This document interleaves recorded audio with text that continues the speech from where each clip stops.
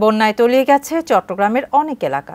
নাজিরহাটের হালদা নদীর পাড় থেকে আরো জানাচ্ছেন প্রতিনিধি মনিরুল ইসলাম পারভেজ। মনিরুল, চট্টগ্রামের বন্যা পরিস্থিতির সর্বশেষ অবস্থা জানাবেন।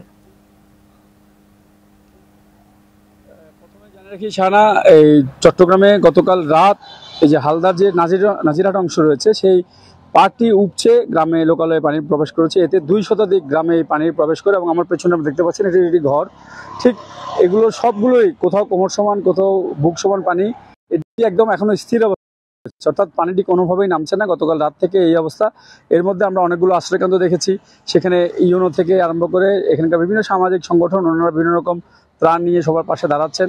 তবে চট্টগ্রামের যে পরিস্থিতি, এই হাটাজারি উপজেলা এবং ফটিকছড়ি উপজেলাটা বেশি আক্রান্ত হয়েছে। সুয়াবিল ফটিকছড়ির মধ্যে একটি এলাকা রয়েছে এবং এছাড়া ওখানকার পাইনদং একটি এলাকা রয়েছে। ওই এলাকাগুলোতে প্রচুর পানি প্রবেশ করেছে এবং অনেকের পুকুরের মাছ ভেসে গিয়েছে, লক্ষ লক্ষ টাকার ক্ষতি হয়েছে। সব মিলে চট্টগ্রামের যে পরিস্থিতি এটি ভয়াবহ দিকেই যাচ্ছে, অর্থাৎ এই হালদা পাড়টি উপচে পড়েছে। আমরা পানি উন্নয়ন বোর্ডের যিনি অ্যাক্সিডেন্ট রয়েছে নির্বাহী প্রকৌশলী, ওনার সাথে কথা বলেছি।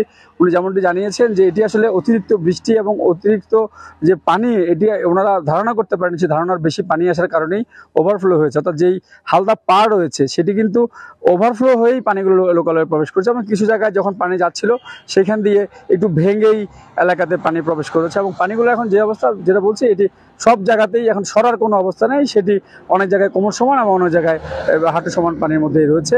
আর সামাজিক থেকে আরম্ভ করে প্রশাসন থেকে আরম্ভ করে সবাই চেষ্টা করছে, বিভিন্ন রকম আশ্রয়কেন্দ্র যেগুলো খোলা হয়েছে সেখানে খাবার পৌঁছানোর চেষ্টা করা হচ্ছে, মানুষকে সেই জায়গায় নিয়ে যাওয়া হচ্ছে।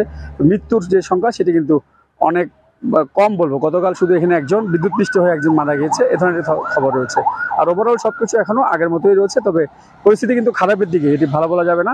যদি বৃষ্টি না হয়, যেহেতু আকাশ এখনো মেঘলা রয়েছে, বৃষ্টি হলে এটি আবার হয়তো আরো খারাপের দিকেও যেতে পারে। শাহানা।